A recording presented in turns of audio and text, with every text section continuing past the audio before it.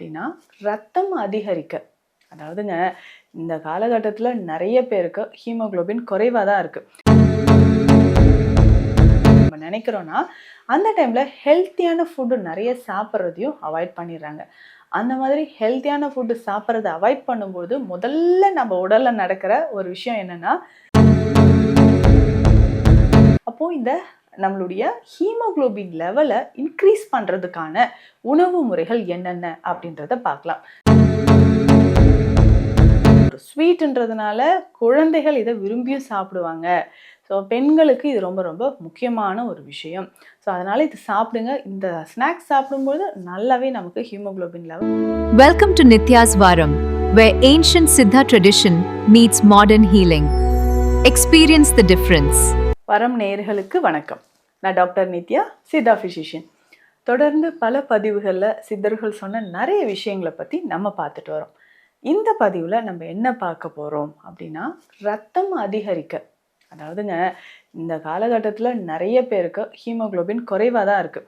டீனேஜில் இருக்கக்கூடியவங்களுக்காக இருக்கட்டும், இல்லை மெனோபாஸ் டைமில் இருக்கக்கூடிய பெண்களுக்கு ஹீமோகுளோபின் லெவல் குறைவாக இருந்தால் அப்படி என்னங்க நடந்துற போகுது அப்படின்னு தானே கேட்குறீங்க. ஏன்னா நிறைய பேருக்கு ஒரு அலட்சியமாக இருக்கிற ஒரு விஷயம் அப்படின்னு பார்த்தோம்னா, இந்த ஹீமோகுளோபின், அதாவது உடலில் ரத்தம் குறைவாக இருக்கிறது, அதை கண்டுக்காமல் அப்படியே விட்டுடும். அது முக்கியமாக பார்த்தீங்கன்னா, நான் வெயிட் லாஸ் பண்ணுறேன் அப்படின்னு நம்ம நினைக்கிறோன்னா அந்த டைமில் ஹெல்த்தியான ஃபுட்டு நிறைய சாப்பிட்றதையும் அவாய்ட் பண்ணிடுறாங்க.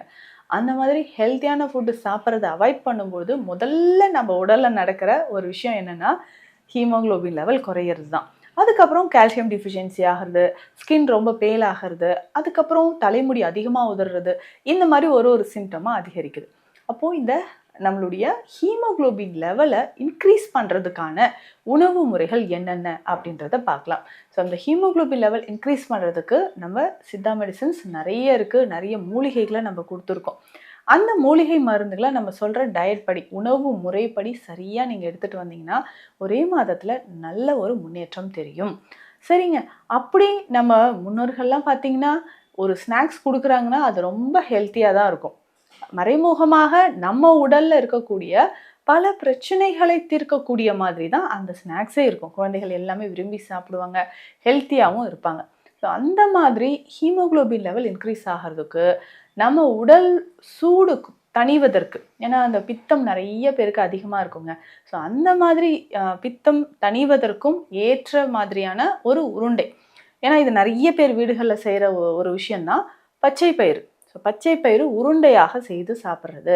ஸோ குழந்தைங்க ஸ்கூல் விட்டு வந்தாங்கன்னா அழகாக 2 உருண்டைகள் தினந்தோறும் கொடுக்கலாம். ஸோ பெண்களுக்கு இது ரொம்ப ரொம்ப ஏற்றதுங்க. ஹீமோகுளோபின் லெவல் ரொம்ப குறைவாக இருக்குது, இல்லை ப்ரெக்னென்சி டைமில் நான் ஃபீட் பண்ணிகிட்ருக்கிறேன் அப்படின்னு சொல்லும்போது ஹீமோகுளோபின் லெவல் குறைஞ்சது அப்படின்னா அந்த நேரத்தில் நம்ம இந்த பச்சை பயிறு உருண்டை எடுத்துக்கலாம். ஹாஸ்டலில் இருக்கங்க, ஹீமோகுளோபின் லெவல் குறையுது, ஸோ நான் வெளியில் ஸ்டே பண்ணி தான் ஒர்க் பண்ணிகிட்ருக்கேன் அப்படின்னா அந்த டைம்லேயும் நம்ம டெய்லி 2 இந்த உருண்டைகளை நம்ம எடுத்துக்கலாம். அப்படி எடுத்துக்கும்போது கொஞ்சம் கொஞ்சமாக நேச்சுரலாகவே நமக்கு ஹீமோகுளோபின் லெவல் இன்க்ரீஸ் ஆக ஆரம்பிச்சிடும். ஸோ பொதுவாகவே நம்ம உடலில் ஹீமோகுளோபின் இன்க்ரீஸ் ஆகிறதுக்கு நிறைய உணவு முறைகளை நம்ம சொல்லியிருக்கோம். இது ஈஸியாகவும் ஹெல்த்தியாகவும் குழந்தைகள் விரும்பி சாப்பிடக்கூடிய வகையிலும் பெண்களுக்கு ஈஸியாக சாப்பிடக்கூடிய வகையிலும் இந்த பச்சை பயிறு உருண்டை இருக்குது.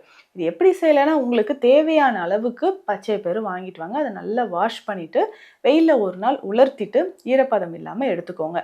இதுக்கப்புறம் இதை என்ன பண்ணணும்னா, லேசாக நம்ம ஃப்ரை பண்ணணும். ரொம்ப செவக்க வேண்டாம், நல்லா லைட்டாக லோ ஃப்ளேமில் நல்லா திக்காக இருக்கக்கூடிய கடாயில் இதை நம்ம நல்லா லைட்டாக ஃப்ரை பண்ணி எடுத்து வச்சுக்கோங்க.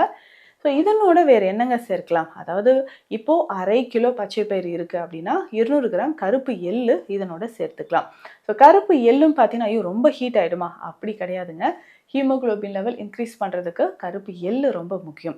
அதே மாதிரி 200 கிராம் அளவுக்கு வேர்க்கடலை இதனோட சேர்த்துக்கலாம், வறுத்து இதனோட சேர்த்துக்கலாம். ஏலக்காய், சுக்குப்பொடி கொஞ்சம் ஒரு 5 கிராம் நீங்கள் இதில் சேர்த்துக்கலாம். ஸோ இது எல்லாமே ஒன்றாக சேர்த்துருக்கு இல்லைங்களா, இதை நம்ம லைட்டாக வறுத்து தான் எடுத்து வச்சுருக்கோம். ஸோ இதை நம்ம பவுடராக எடுத்துக்கலாங்க. ஸோ நல்லா பவுடர் பண்ணி எடுத்துக்கணும். ஸோ இந்த பவுடரில் நம்ம தேவையான அளவுக்கு என்ன பண்ணலாம், சூடாக இருக்கக்கூடிய நெய். ஸோ அதுக்கு முன்னாடி நல்ல அந்த கருப்பட்டியை நல்ல பொடி செய்து இதனோட சேர்த்துக்கணும். இல்லைன்னா பாகு மாதிரி காய்ச்சும் இதனோட நம்ம சேர்த்துக்கலாம். ஸோ நல்ல கருப்பட்டியை துகள்களாக செய்து அதை தண்ணீர் விட்டு சிரப் மாதிரி நல்லா காய்ச்சிக்கோங்க. சூடாக இதில் ஊற்றிட்டு இதற்கூடியே நம்ம நெய் நல்லா உருக்கி சூடாக இருக்கும்போது இதனோட சேர்த்து நல்லா பிசைஞ்சிக்கிட்டே வரும்போது உருண்டைகள் மாதிரி உருட்டுற பக்குவம் உங்களுக்கு வரும். ஸோ அந்த டைமில் நல்லா உருண்டைகள் மாதிரி எடுத்து தனித்தனியாக வச்சுக்கலாம். ஸோ இதை ரெகுலராக நீங்கள் தினம்தோறும் 2 உருண்டைகள் எடுத்துக்கலாம். ஸோ இதில் நம்ம இன்க்ரீஸ் ஆகிறதுக்கு ஹீமோக்ளோபின் இன்க்ரீஸ் ஆகிறதுக்கு கருப்பட்டியும் இதில் சேர்த்துருக்கும். நல்லாவே நமக்கு ஹீமோக்ளோபின் இன்க்ரீஸ் ஆகிடுங்க. அது மட்டும் இல்லாமல் அது ஒரு ஸ்வீட்டுன்றதுனால குழந்தைகள் இதை விரும்பியும் சாப்பிடுவாங்க. ஸோ பெண்களுக்கு இது ரொம்ப ரொம்ப முக்கியமான ஒரு விஷயம். ஸோ அதனால் இது சாப்பிடுங்க. இந்த ஸ்நாக்ஸ் சாப்பிடும்போது நல்லாவே நமக்கு ஹீமோக்ளோபின் லெவல் இன்க்ரீஸ் ஆக ஆரம்பிச்சிடும். இதனோட சித்த மருத்துவத்தில் சொல்லியிருக்கக்கூடிய நிறைய விஷயங்கள், அதாவது உடல் சூடு இருந்துச்சுன்னா நிறைய பேருக்கு ஒயிட் டிஸ்சார்ஜ் இருந்துக்கிட்டே இருக்கும். ஸோ ஒயிட் டிஸ்சார்ஜ் இருந்துச்சுன்னா டைரெக்டாக என்ன ஆகும்னா அனிமியா, ரத்த சோகையும் இருக்கும். அப்போது பேசிக்காக உடல் சூடு நல்லா தணியறதுக்கான சில வழிமுறைகளும் நம்ம ஃபாலோ பண்ணிக்கணும். ஸோ அதுக்கு தான் சில வகையான கீரைகள். ஸோ முருங்கைக்கீரை ஸோ உடல் சூடையும் தணிக்கும், ஹீமோக்ளோபின் லெவல் நமக்கு இன்க்ரீஸ் ஆக இதுவே ரொம்ப யூஸ்ஃபுல்லாக இருக்குங்க. அதுக்கப்புறம் ஹீமோக்ளோபின் லெவல் இன்க்ரீஸ் ஆகணும்னா வல்லாரையை நீங்கள் பயன்படுத்தலாம். ஸோ வல்லாரை கீரையாக நம்ம எடுத்துக்கும்போது ஹீமோக்ளோபின் லெவல் நல்லாவே இன்க்ரீஸ் ஆகும். ஸோ முருங்கைக்கீரை, வல்லாரை, கீழாநெல்லி, கரிசலாங்கண்ணி, பொன்னாங்கண்ணி, இந்த கீரைகள் எல்லாமே அதிகமான இரும்புச்சத்து இருக்கக்கூடியது. ஸோ ரெகுலராக இதை நீங்கள் பயன்படுத்திக்கிட்டே வரும்பொழுது உடலில் இருக்கக்கூடிய அந்த கழிவுகள் நமக்கு வெளியேறி ஹீமோக்ளோபின் லெவல் இன்க்ரீஸ் ஆக ஆரம்பிச்சிடும். ஸோ அதே மாதிரி இன்னும் சித்த மருத்துவத்தில் சொல்லியிருக்கக்கூடிய இதே கரிசலாலையை நம்ம கற்பமாக எடுத்துக்கலாம். ஸோ கரிசாலை கற்பம் பயன்படுத்தலாம். நல்லாவே நமக்கு ஹீமோக்ளோபின் இன்க்ரீஸ் ஆகுது. அதுக்கப்புறம் பார்த்தீங்கன்னா கடுக்காய் கற்பம். ஸோ கடுக்காய் அப்படின்னு சொல்கிறது நல்லாவே நம்மளுடைய போன்லேருந்து, எலும்புகள்லேருந்து, தசைகள்லேருந்து எல்லாத்தையுமே வலிமைப்படுத்தக்கூடியது.